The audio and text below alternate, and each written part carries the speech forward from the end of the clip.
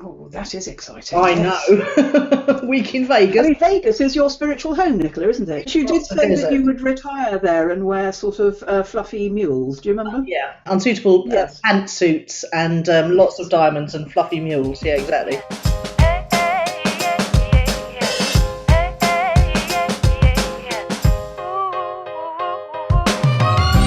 Sun is rising, feel the warmth on my face. There's a lot to do now, but there ain't no race. I sip my coffee, I'm feeling fine. No need to work yet, I'm gonna take my time. It's a brand new day, gotta take it on my way, gotta take it on my way. It's a brand new day, gotta take it on my way. Welcome to Own It, Your Business and Your Life, with Nicola Cairncross and Judith Morgan. In this podcast, we're going to cover everything you need to embrace to become a successful entrepreneur, marketing, money, and much, much more. How to create a business doing just what you love. How to own it, your business and your life. This one will be fast, funny, feisty, and very lively. So sit back and enjoy the show. Gotta take it on my way, gotta take it on my way. Well, hello Judith, how are you this week? I'm all right, Nicola. How are you? I'm very good, thank you. I'm having a rather stonking week. So shall I start this week then? Yes, do. If it's Yeah. stonking, let me hear it. Okay, all right. Well, as you know, it's Steve Watson's birthday today, our Ooh. former colleague in the Money Gym. And I'm not actually sure how old he is, but he's younger than me, I know that much. And it reminded me of the day exactly 5 years ago when I got on a plane to Greece. Our world had fallen down around us, really. Yes. Yeah. And that happened on, I think it was the 11th of January. And then I got on a plane to Greece on the 18th of February. And I remember it because it was Steve's birthday. And it sort of helped in a way, but then it also sort of was running away. And I know why the footballers' wives do it now, because it does reboot your hard drive. But I was thinking of, how far we've all come in 5 years and how grateful and thankful I am for that. Because that wasn't a great day, really. And, but the good news is I've been booked to speak in Vegas at a top level mastermind. Oh, that is exciting. I Yes. know. Week in I Vegas. mean, Vegas is your spiritual home, Nicola, isn't it? Well, to some degree it is. I've always admired the spirit of the Mormons that trek But you did across the say desert. that you would retire there and wear sort of fluffy mules. Do you remember? Yeah. Unsuitable clothing, unsuitable Yes. pantsuits, and lots of diamonds and fluffy mules. Yeah, exactly. But it's great fun. So I've got to book my flight and everything to that later, which will be nice. And yes, lots of top level people. I met quite a few on the cruise, but there's going to be even more there. Household names in the internet marketing world. So that'll be Very very. exciting. When is it approximately? It's in early May. Okay. Just after my own mastermind, in fact, which is at Gatwick. Not quite so glamorous. No. Shall I tell you a Vegas-related little story? Oh, I'd love to hear one. My friend Nicola, who you know, Oh, yeah. so you're Nicola and my friend is Nicola, I'm driving her to Gatwick on Saturday, I think it is, and fetching her the following Friday. She's going to a 50th birthday party in Vegas. Oh, marvellous. Whereabouts? Which hotel? I don't know, but I'll let you know next week. Oh, do get all the details out of her, and do wish her my very best, won't you? Because I haven't seen her for a long time. It's not her 50th, it's one of her friends. Oh, that's very exciting. I wonder which hotel. Yeah, I do love Vegas, especially when you're flying in and you come across all that desert and you realise that those poor old Mormons back in the day had to trek across it in their sort of little horses and carts, fighting off the Indians every step of the way, and then they found that little, the little spring in the middle of the desert, and they decided to set up their camp there, and that's how Vegas started. I love that story. I must be the only person who's ever been to the museum in Las Vegas. Because you don't hear that story often, that's true. In fact, I don't think I knew it was the Mormons. I knew that the Indians were into gambling, but there you go. Yeah, no, I think the Mormons arrived there to try and stop the Indians gambling. That was the whole point. That Did failed they? miserably, didn't it? Yes, it did. Yes, yeah. There we go. So I've also spent the weekend deep in tech, the like of which I've never seen for a long time. Yes, now there was a lot of, you did rather tease us on Facebook by saying that, and then there was a lot of speculation about what you were actually doing, but I don't ever recall seeing the answer. Well, it was very funny because I put that little thing in, just, I came up for air for 5 minutes, had a whiz through Facebook timeline, put a little thing in saying I'm, deep in tech. And then everyone, because I didn't comment for a while after that, everyone thought perhaps I disappeared or exploded my brain or something. And Carrie thought you were just screwing on a new oven door. Yes, that was way beyond my capabilities, that one. So I had to get a man round for that one. No, what I was doing was, it might be of interest to our readers, was I was following James Schramko's Own the Racecourse concept, which I've always been a big fan of, which is that you must control everything that where your marketing and business assets are. And of late, I've been rather sort of slack about that, in the fact that I've used things like lead pages, which is absolutely marvellous. I love lead pages. And it's got a very interesting feature coming soon, which I'll tell you about in another episode, that we'll be using in our podcast. But what I wanted to do was I wanted to move my membership content out of this subfolder on Business Success Factory, because I want to move the Business Success Factory to WP Engine hosting, which will speed it up dramatically, which helps with search engine results and also enables, ease of use for your visitors. But I can't do that till the subfolder members has gone. And so I thought this is the time to move my membership content onto a forum setup rather than the old optimized press wish list setup. Why would I want to do that when it looks so horrible compared with optimized press? Well, the thing I've realized is that, having lurked about in some forum-based membership sites now, I've realised that the wealth of content that is on offer to a membership person is much more visible in a forum setup. For some reason, these lovely graphically designed membership areas that everyone's been using, they're very clean and very clinical, and they don't distract the person from the training, but they actually don't show the wealth of content that most people have got. So I've decided to move over to a forum concept and see how I go with that. And the one I got a quote for setting it up, and it was $1,500 minimum. Ooh, so I thought, nah, it can't be that hard, can it? So once I had a false start with trying to put it on WP Engine, which turns out to be a hosting company that doesn't support PHP forum and bulletin board, so I had to then start with some new hosting, day 2. So it really took up my whole weekend, but I thoroughly enjoyed it and I got there in the end. So that actually, there was a question I wrote down on my notes here to ask you, and then you've sort of answered it. My question was, so should we be moving, for the reasons you described, to WP Engine hosting? Yes, as long as you don't want a PHP-based forum. Yeah, exactly, because it only does WordPress. But you're saying it's faster and a better user experience. And brilliant service. Ooh, that sounds very, very appealing. I don't like my hosting company. Now you've just given me a new one. That's excellent. Well, it's actually very reasonable to move to WP Engine just for one website, and it only goes up if you want 3 websites. It goes up to $99 a month if you want 3, but I think it's around $20 a month if you want 1 website, and that is double what the cheap ones. But the security's better. They do an automatic backup every night, so if anything happens, you can roll it back. You're less likely to get hacked. It's just so much faster. But you are only allowed to use WordPress on it. That sounds nice. Yes. Well, nicolacairncross.com/WP Engine, if anyone's interested in checking it out. Okay. So how much can you divulge of your week, because you gave us some. Well, you remember last week I said that I'd had to make the hardest decision of my life, and that today I'd be able to let you know whether it had paid off or not. I can't, unfortunately. There's a further delay, but next week I will be able to tell you. I find out the answer on Friday morning, so I'm going to keep secretive about that for the moment, but when I know the outcome I'll let everybody know. The other two things this week over and above that is I've started blogging again. And I've got a list of 9 or 10. I've done one already this morning, and I've got probably a couple in me for later in the day. That feels good. So it's like I've unstopped the drain somehow. And I had this genius idea. I often wake up with ideas of offering myself out to the world to be a small business expert on other people's platforms where they wanted to have either phone-ins or type-ins. I don't know what the word is for that. A bit like a forum. Online chat.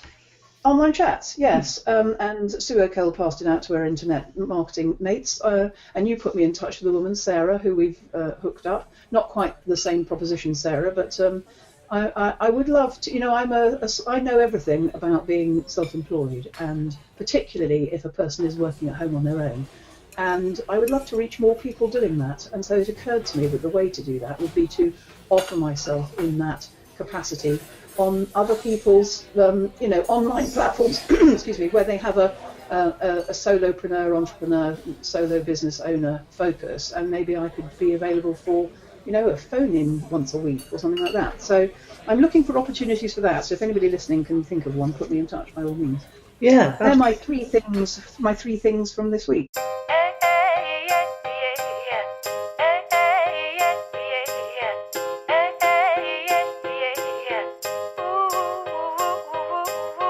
What's fueled your fire, Nicola? Well, it might be an answer to your last point, actually. I've been listening to a new podcast because the podcasts that I love so much are rather infrequent now. And even my favourite one, Reply All, which is a product of the Gimlet Media stable who produce Startup. Reply All and Startup were doing one a week, and they seem to have slowed down now. And Gimlet Media is actually taking a break from Startup, so I've got a whole couple of months to go without that one. So I've been hunting for other podcasts, and one of the ones that I actually haven't slept very well with a house full of teenagers because they tend to come in at 3 a.m. and things like that. So and leave the lights on. So I end up waking up, and the only way I can get back to sleep is by listening to a podcast. So I was listening to one called Instructions Not Included, which has got a really nice, it's by someone called Ryan something, I can't remember, but if you go and just search Instructions Not Included, a startup story, and it's a chap who is doing rather well in Australia in property, but he has got a friend who's making money online, and he wanted to make money online himself, and he had a rather disastrously failed website trying to do that a few years ago, went back to his property thing, and he's now re-podcasting his startup story of starting from scratch online.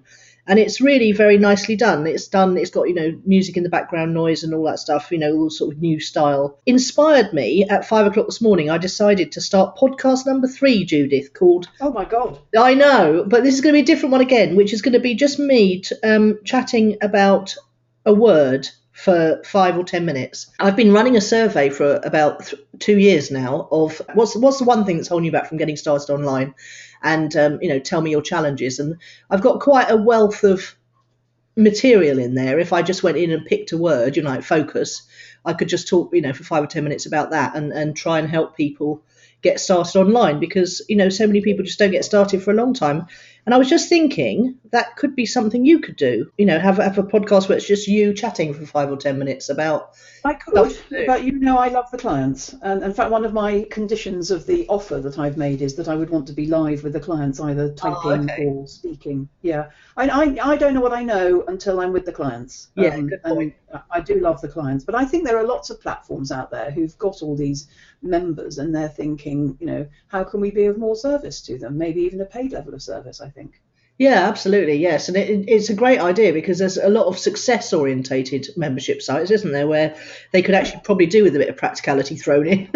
Yes, exactly. So I like your idea, though, because I think you can chat by yourself. I like ours because it's a conversation, and I like to be in conversation with the end user as well, with the client. Yeah.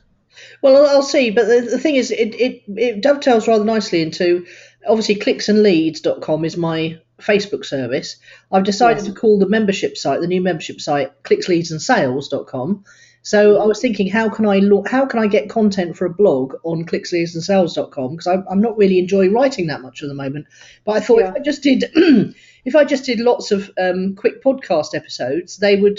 and did them with slides, just a slide that got the word on it, that would go straight onto YouTube. Then the audio would come out and go onto the podcast, and I could fire it straight off to that transcription service, and that would create a blog post. So 5 minutes of chat, and I've created 3 bits of content. Yes, perfect.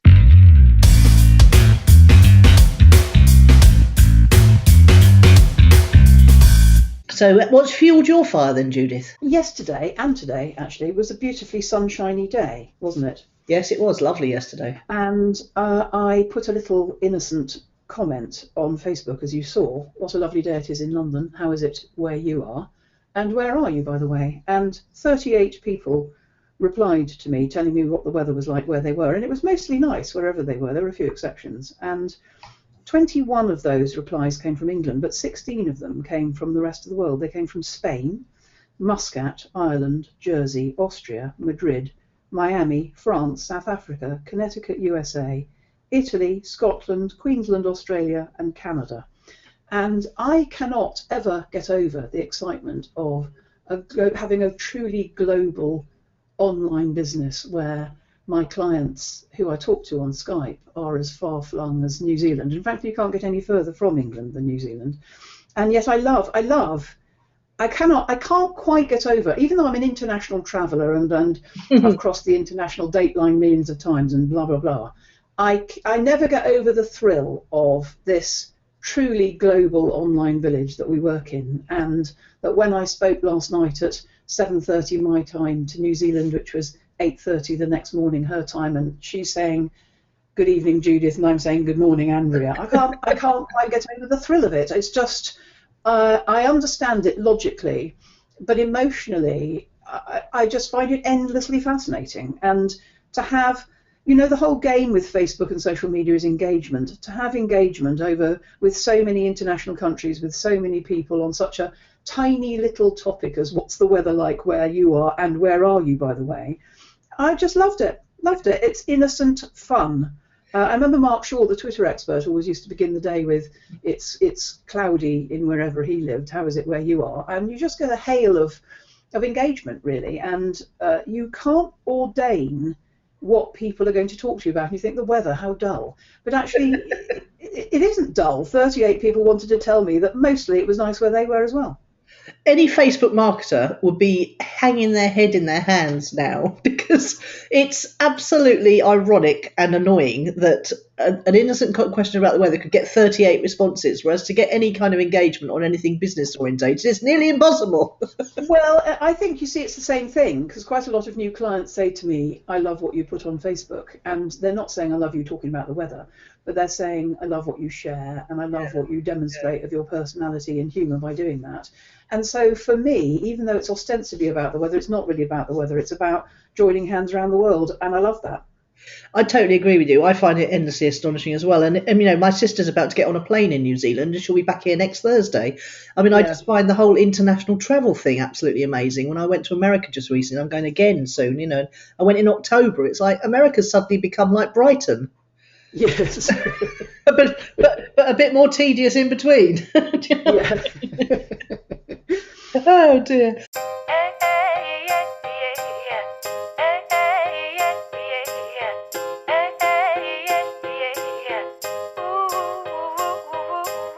So have you got a good meaty client challenge of the week for us? I think I have. I don't know whether it's meaty. It might be more sort of, we might have to do a bit of sort of imagining, actually. Okay. There's a lot of, what I notice in amongst my clients in my two groups is that, I don't know what this syndrome's called, you'll probably remember, is that we all have the same problem at the same time, simply by dint of the fact that we're connected. And this week's challenge is, why am I doing this again? What's my big why? And people are going back to basics and first principles. And it's quite difficult to help a client if they don't have an answer to, what do you really, really love? Why what's your thing? Lucy Whittington, as you know, wrote a book called Find Your Thing. I've got my copy on my desk here. Why am I doing this is the question. And I think there are simple, practical reasons why we're being self-employed and setting up a business, like I want to pay my bills, I want to look after my family. And there are big ones like freedom, to be of service to others, to be creative, to make a difference in the world. But what's your big why, Nicola? What are typical big whys that you see? Reasons why, there's got to be a big why, hasn't there? It's not enough just to pay your bills, I think, because that's the same as a job. Yes, the same survey that I mentioned earlier has got a lovely, Google Docs has got some really nice touches, and one of the ones is that you can do a summary of your survey responses, and it puts it into a nice bar chart. And I was just looking at the bar chart yesterday actually, and it's number one is financial freedom. Number two is financial freedom was number one. Number two was the ability to help others, whether they mean family or people out in the world. And number three, I think, was to keep active, to keep occupied, to keep engaged. Because there's a lot of people. I mean, some of my clients are financially free, and I spoke to one yesterday he's retired. He's a gold and silver trader. He's in Australia. He's rebuilding a catamaran. Talk about an exciting project. And it's a very specific kind of catamaran, so beautiful for search engines. And he's then going to sail it around the world with his wife. And he wants to take 2 GoPros and fix them on the boat. And he doesn't need to. He said to me, in fact, he said, I do sometimes stop and think when I'm sanding down bits of wood and caulking hulls and getting everything ready. Why am I doing this? Well, that's my question of the week. Why am I doing this? I think it's really important to know why, because otherwise, why would you? I think if you're starting a business and you don't know why, it's just going to fizzle out. Yes. And I think knowing your core needs and values helps, because you remember that old Thomas Leonard Coach You thing we all did. Yes. One of my core needs was learning, and one of my core values was learning. So not only do I need to keep learning to feel alive, but I actually love learning. It makes my heart sing. So that's why I was doing the techie stuff at the weekend, because I love it. Yes. Learning new skills. I think it's tricky. I mean, most of my clients, I would say 9 out of 10 have the big why, and the 10th one will say, I don't. When I say, what is it you've always really, really, really wanted to do, they'll say, I don't know, and they believe they don't know. I don't believe they don't know. I think they do know deep down, but they daren't say to me, they daren't say to themselves in case it doesn't work or nobody wants it. And I don't think anybody believes that you can make a business out of the thing you would love to do. And I think increasingly the opportunities to make a business out of that are many. Yeah, absolutely. You've got some amazing craft-orientated clients, haven't you? I love. Yeah, and writers and artists and just creative people, really. You definitely attract the creative people, whereas I seem to attract the consultants and adventurers. I specifically targeted them. I've got quite a lot of adventures, actually, but when Sue Urkel helped me launch Club 100, I specifically said, business owners and creative types, because I'm a creative type, and not in terms of crafty stuff, but I like working with creators, whether it's the wealth profile creator or people who are creating things. We're all creating things, really, when we start our own business, aren't we? Yeah, absolutely, and that is again one of the reasons why, because it gives, the thought of just trudging to a job, doing a job, coming home from a job, sitting on a sofa, eating, and then going to bed, and then waking up to trudge to a job, that just feels like absolute torture. Even the thought of it is absolute torture. It's like prison to me. I think you can replicate that in your own first business if you're not careful, because that's all you know, and there is an assumption that it must be hard work, and the only hard work we know is the version you've just described, which is not very nice. The fact that you can have quite a lot of freedom and space, and a rope to hang yourself with, do you know what I mean, in terms of how you can get it wrong.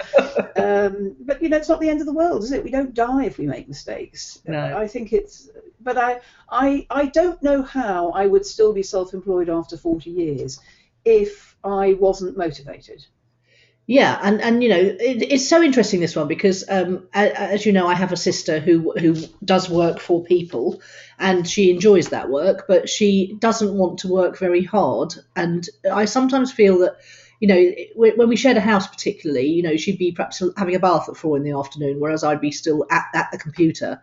And it's different styles, do you know the story about the businessman who goes on holiday and finds the old man fishing thing, and he tries to persuade him to get a fleet of boats together so that he can ultimately retire and sit and fish. And it makes me, it sort of used to make me laugh, because Sarah lives the lifestyle that I theoretically aspire to, which is the life of financial freedom. But I know full well that if I was financially free, I would probably still be learning new stuff. Well, you're more like the man that's rubbing down his wood and taking barnacles off his caulking or whatever you were talking about, aren't you? Which is, I always say, why do these people who've made it still work? I know I would tend more towards the Sarah. I would want to keep my handy because I would never want to lose touch with my clients, but I do applaud my clients very much, and this is a good week to be talking about it. When they have a life, it's a good week to be talking about it because, of course, it's half term, and all my clients who've got children have got no choice this week. Even the businessman I'm working with in my secret project at the moment, it's half term for him. I said, "Oh, where are you going with the family and the children?" And he shamefacedly admitted that he was going to Alton Towers or something. But it's got to be done, hasn't it, when you've got small children? Well, I've got a good story for you. I went out with Phoebe on Saturday. She took me to the pictures and then bought me lunch, which was rather splendid. And it was quite funny, actually, because we ended up in a local coffee shop and there were 3 people in there that knew me. And she said, I thought you didn't know anyone round here. Actually, I know them all online. It's hilarious.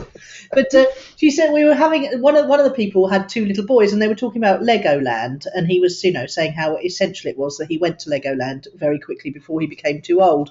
And I said to Phoebe, I said, God, Legoland, shudder. And funnily enough, the time I took them to Legoland, Irving and I, was when we'd just come back from Vegas. We won a weekend in Vegas through my local BNI. And we came back and we were off the plane, the red eye. and Irving had this idea to take the kids to Legoland. And it was utter hell because we were jet lagged. We were exhausted. The kids were overexcited from seeing us.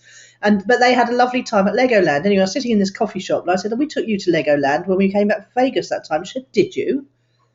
I said, yes, Phoebe, you've been to Legoland. She said, I didn't think we'd been anywhere like that. I said, well, that just shows what a monumental waste of time it was. I could have gone home and lied on the sofa and watched Disney movies with you and you'd been just as happy. Well, at least your conscience is clear, Nicola. You've done a theme park. I've never done a theme park. I'm very proud to announce. They're horrendous. I've always felt guilty that I never took them to Disneyland, but that guilt. That is my last guilt trip out the window now because they wouldn't have remembered if I had. So back to the why then. Let's recap. Yeah. So let's go to the person who doesn't know their big why. Yes, I got you on the. True value, the core values, true needs and core values, whatever it is. I wonder if there's a book or a resource that I don't know anything. Are there any exercises that people can go through to help them work out, what their life's all about, what they're here for? Interestingly, I remember going to a workshop with Michael Neal and Robert Holden, and one of our gang was called up onto the stage. Not the person we thought it was, because there'd been a switch of tickets. So, person A was called out of a hat and wasn't there. So person B went on masquerading as her, and she said, I've come to discover my life purpose. And they looked at her like a madwoman and said, you're already living it. Whatever it is, whatever you're living, whatever you don't know this, but it finds you, a bit like your niche finds you. Yeah. Do you remember that book we were all in? You and me and Guy Levine and Chris Barrow and other people were in a book that Hannah McNamara wrote about coaches. I do remember that, yes. And there's this terrible focus when you're a coach at the beginning about finding your niche, and all of us said, "Oh, I didn't find my niche; it found me." But actually saying that to a client is quite difficult because it basically means, sit and wait and do the best you can, and the answers will come. But I'm not sure that's true if somebody doesn't know. Why? And I don't think you can sit with your head in your hands and a frown on your face and go, ooh, and force the answer to that. I think you have to do the things you love, get out and about, and, if the big outdoors is what you love, get out. A bit like Sarah, have a bath at 4 o'clock in the afternoon. Do the things you love and let it dawn on you, what your life purpose is and why you're here. Well, there's 2 things there. One that came up as I was listening to you saying that was about the any why will do. I mean, this is something I actually do with my clients on a VIP day, is the core needs and values, and then we get to the why right at the end of the day. Because after I've taken them through all the practical planning and goal setting and stuff, I want to get them in touch with their why again, because they're going to walk out the door and they're never going to touch that bit of paper again unless they've got a compelling why. And when I went to Rich's weekend, he had rediscovered his why, which was to help all the 95% of entrepreneurs who weren't taking action despite all his best strategies and tactics. And that was his why that he'd rediscovered. So, the why has to be bigger than you. It's got to be about helping other people, leaving a legacy. And you can't even think about doing that if you can't pay the bills. So why don't we start with, why don't we just not look for the big, all-encompassing, be-all and end-all why? Why don't we just start with a few little whys and work up to the big one? Yes, that's nice. I really liked Any Why Will Do. I could sing that actually to the theme from Joseph and the Technicolor Dreamcoat. Any Dream Will Do. Anyone will do. Yeah, I think I like Any Why Will Do to start with. That's exactly the point. I think people, it's the thing, it's the metaphor I use every week on these. You know, you can't stand on the edge of the pool and learn to swim. You've kind of got to get in amongst it. And again, momentum is its own reward. By doing things which aren't quite right but are quite close, it gets clearer. Yes, it does. And the thing is, it is, you know, at the end of the day, once you get to the point where you're paying your bills, or even better, when you get to the point where you're financially free, you still need a reason to get out of bed in the morning. You still need otherwise you're going to be. That's what happens to people who either inherit or win a lot of money or become pop stars. You know, that's why Robbie Williams used to sit in his house in Hampstead taking antidepressants and drinking. That's why, you know, all of these movie stars end up doing drugs, and poor old Whitney, because they haven't got a why. They haven't got a reason that's bigger than them. So they end up empty and lonely and wondering. Yeah, I think I could help them with that, you see. It's a bit like the lottery winners spending all their money. I think I could help them with that as well. I think there's a lack of self-worth behind that, which is something you've always said, actually, about self-esteem.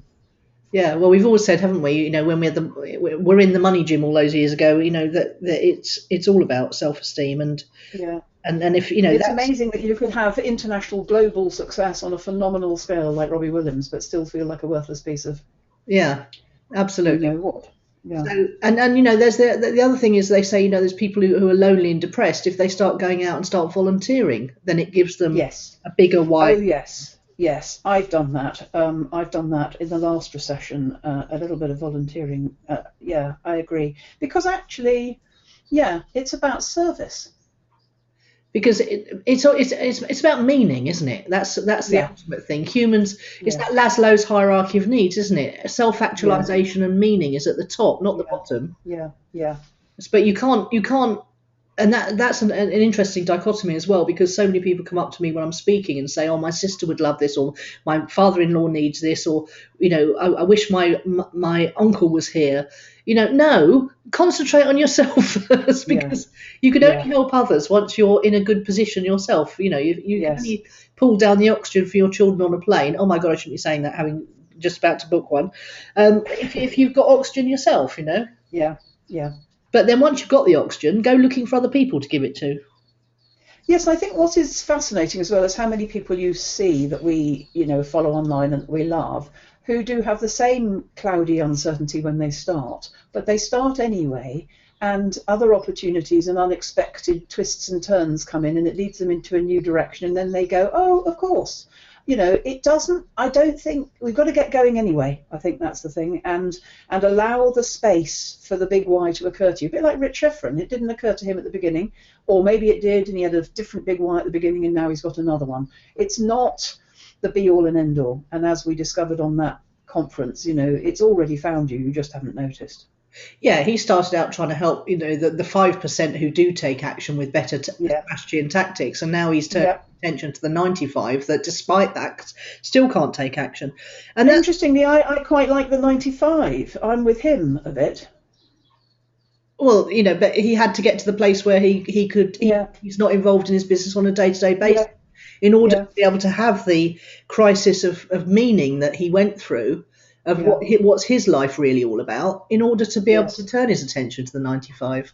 Yes, and actually now that I hear you talking, a crisis of meaning isn't anything to do with business. It's about our lives, isn't it? Yeah, absolutely. I mean, you know, again, cycling back to the fact that 5 years ago I got on a plane not knowing what I was going to do next, having had what I thought was my life's work taken away by circumstances beyond all our control. It's taken, you know, I spent 2 years probably in mourning for that life's purpose leaving me, and then it took me another year or two to find my new one. But I never stopped doing stuff in the meantime. I just kept trying on different things and trying on not different whys. The first why was to pay the bills again, but after that it was, what can I do that I will really enjoy, that will make a profound difference to people's lives, that I can earn money for? It was like a Venn. And my looking at your story is actually you're already much more interested in the internet than you were in the money. So that seems perfect to me. Yes, and However painful, rebirth, can involve a little bit of pain, perhaps. Yes, and I do recall you did ask me one time just before it all went thingy, what would you do if you were, never had to work again? And I said, oh, I'd go and pay money to work with a big guru and just spend all my time teaching people how to make money online. Yeah. And guess what? Careful what you wish for. Oh. Yeah. But first, a word from our sponsors. This week's episode was sponsored by Audio Jungle. To get some immediate atmosphere for your website or your recordings, go to ownitthepodcast.com/Audio Jungle.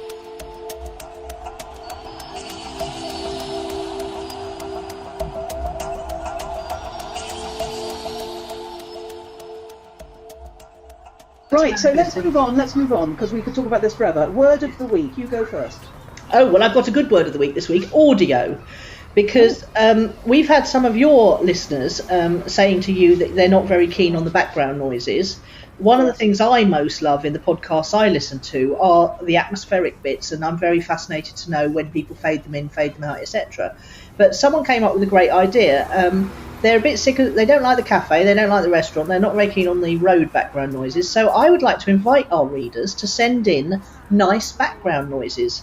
For example, quacking ducks. I was going to say bird song. Can you hear my bird song now? Yeah. Well, I need 1 to 2 minutes of an MP3, and if you send in a nice background noise, it could be horses, it could be kids playing in a playground. I don't care. We'll consider anything. And I just need 1 to 2 minutes of it on an MP3, and you can record that on your phone. Every smartphone's got a simple recorder, and then you can just email it to me. And do email in. How would you like people to send it in? Oh, Nicola at nicolacairncross.com. Send it as an MP3 attachment to an email. It will go quite nicely. And do send your name and your website address if you'd like us to mention it. Okay, very nice. So let's get some interesting background noises. Waves crashing on the beach, that sort of thing. That one would be a favourite for me. Yes, it would be nice. Whale song. I call that whale bonking music. Well, I could go and just buy some, but I'd really rather we involved our readers in this because they're the ones who have to listen. I'm calling them readers, they're listeners, darling. Oh, yes, sorry.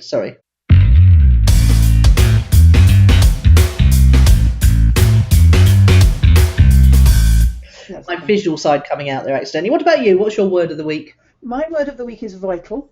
Vital? Yeah, it means two things. The sense in which my clients use it is to mean essential. Yeah. But actually it also means vibrant, full of life, lively. And in terms of your vital organs, it means essential for health and life. And I notice every time I use the word vital in response to them, that they're thinking it means sort of emergency and important and paramount, and I must crack on with this, it's vital. And I keep thinking of the broader context of actually it's essential to your health and well-being, and it means lively and full of life, vibrant. And I much prefer that meaning, but I think they both go hand in hand. I do have a little dictionary definition here. Hang on, caller. Good sound effect, by the way. Yes, absolutely necessary or essential is the sense in which my clients seem to most often use it. But the second meaning is full of energy and lively. And that's the sense in which I often use it. And it also means the body's most important internal organs. But I like lively, energetic, active, sprightly, spry, animated, spirited, because I'm always trying to persuade people to have a life, at the same time as building their business, because I think we can get a bit heads down, one-dimensional and quite dreary and risk poorly and risk life passing us by until such time as we're financially free. And I think that would be a terrible waste. The journey's the thing. Well, I want people, vivacious, exuberant, bouncy, enthusiastic, vibrant. That's going to make you so much more dynamic, sparkling, and vigorous. It's going to make you much more attractive as a business owner anyway, and drawing people to you. So it's an energy. There you go, full of energy and lively. So vital is my word of the week in that second, bigger sense. Very nice indeed.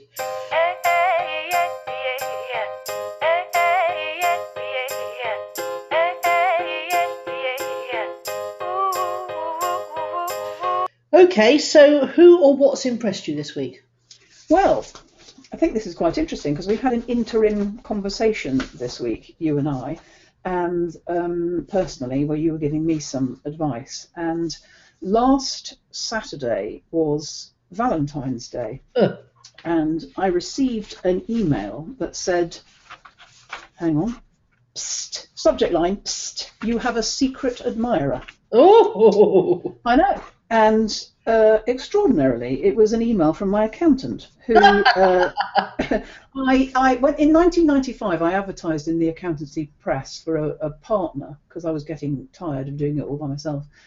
And I met this bloke, Roland, who we didn't go into partnership, but we've been working alongside one another since 1995. And in fact, he's now my accountant, and he's the accountant to quite a lot of my clients. But he turned 60 recently and got married, which is quite a nice duo, isn't it? I mean, he looks like a much younger man, and he can cycle miles. He's very fit. But he retired. He sort of semi-retired, got married, and merged his practice with another central London firm. And on Saturday, they stuck all of us into contact and sent us an email. And it says there's quite a poor sexist joke on the first page, but the second page says, "We love our clients." Now, this is a digital communication on Valentine's Day from a firm of accountants saying that they love us. And, I always put love at the centre of my work, and I know quite a lot of people go, that's a bit, hello, I'm not sure we want your love, Judith. And it divides the world a bit. But, this is surprising and delighting your clients. I think, considering they're accountants, it's more exceptional than any other sort of business, frankly, because accountants are known for being quite dry and dull. So, a digital Valentine's card from my accountants. I've never found a dull accountant yet. I love them. Well, no, I know it's a misnomer, but there are plenty of them, trust me. But a digital love letter from my accountants to all of us is unexpected. It is marketing. It is demonstrating that and saying that they love us. I think it's thoughtful and simple and easily done, but what a good little idea. Yeah, lovely, especially as accountants aren't known for their digital marketing. No, there you go. What about you? 5 stars from me on that one. I'm afraid it's another podcast. I'm obsessed. Justin, don't know his second name. It's called Build and Launch. And the reason I started looking at it was because every time I go to check our podcast, which is still riding high in new and noteworthy, still in the top 10. We can't have much longer in there, Nicola, because we're 8 weeks old, aren't we? Well, apparently it's new and noteworthy, not just new. It's new or noteworthy, not just new and noteworthy. So fingers crossed we linger a bit longer. But Justin, with his beard, his Nordic beard, I know you're a big film of noir, Nordic noir crime thriller. Yes, I am. Well, Justin looks like he comes out of one of those. He's got a Swedish kind of hat, a big full beard, and he looks very, very dour indeed. He looks like, if it wasn't in colour, it would look like it's come out of a crime noir thing. So what you're saying is he's got a good face for radio. He's got a great face for radio, but actually he's a really lively character. And judge a book by its cover. Yeah, and the other thing I've realised is a bit like television shows, unless I watch from episode 1, I'm not interested. I find it very difficult to get into things, episode 2 or 3, series 2 or 3, and go backwards. So I'm quite keen on finding new podcasts where there's about 15 episodes and I can listen from episode 1. So it's like having a book, knowing there's more books to come. Yeah. So Justin, don't be put off by his dour exterior and his fierce beard and his dodgy hat. He's absolutely brilliant. And again, he's come from another podcast, a bit like the Alex Bloomberg of Startup. And so he's got a big audience, and he's just started this podcast. He's building and launching something every week. Now, again, I find that admirable because I'm an action-orientated kind of gal who, some could be argued, carries around a big bunch of bees in her bonnet, and when I get an idea, I have to absolutely put it into action, or I go mad and drive everyone else mad around me. But Justin is building and launching something new every week. So the first week it was his podcast. The second week it was a book on how to use the website Product Hunt. Can't say it very easily. And who knows what week 3 is going to be. So it's software, it's digital products, it's podcasts, it's blogs. if you want to be impressed and inspired on how quickly you can get something up and selling, I think he made about $1,500 on his first digital book launch, which was just a how-to guide on Product Hunt. So very impressed with Justin. I must say that if you had to build and launch something every week, that would lead to adrenal fatigue very quickly, I would have thought. Well, perhaps, but is he young and fit? Well, he's a young software geeky kind of character. Okay. I think he's in his early 30s. You know, he doesn't look difficult to tell behind the beard and the hat, really. But but it's an awesome bit of artwork for podcasts. Go and have a look, even if just to see what stands out, and that one does stand out. So okay, cool, lovely. Well, what an awesome week we've had. We have. It's always an absolute thrill. I'll see you same time, same place next week. Okay, see you, Nicola. All right, bye. Bye. You've been listening to Nicola Cairncross and Judith Morgan. The podcast is called Own It, Your Business and Your Life. Do come and visit us at ownitthepodcast.com. We love to hear your feedback. You can find out more about Judith and visit her on her website at judithmorgan.com, and you can find Nicola at nicolacairncross.com.